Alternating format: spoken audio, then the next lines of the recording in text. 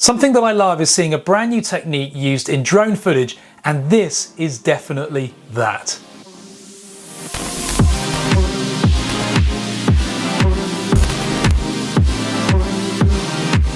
Hi, I'm Ash from DroningON, and if you enjoy this kind of content, hit that subscribe button below. Also consider joining our channel membership for a ton of exciting perks. Anyway, we've just seen probably the most creative drone video that I've seen so far this year. It's from an art director and photographer called Paolo Pettigiani. He's a specialist in infrared photography. Now, this isn't just a simple bit of color grading, this is actually modifying the camera sensor, and it's now available for drones. Before we start getting into the technical details, let's take a look at his video now.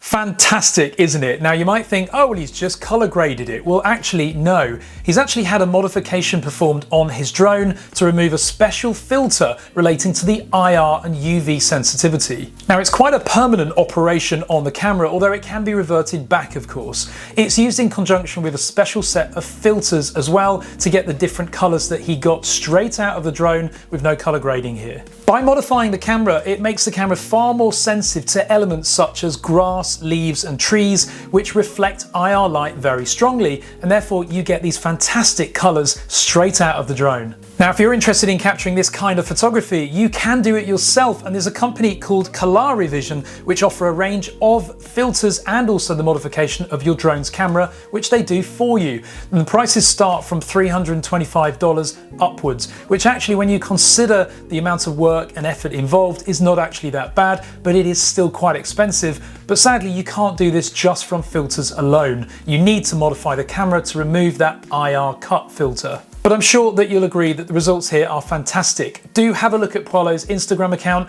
and also subscribe to his YouTube channel, because this is the first video that he's uploaded and no doubt the first of many. Comment below with your thoughts on this technique and give this video a thumbs up or a thumbs down if your face needs lots of filters. And of course, hit that subscribe button. Thanks very much for watching.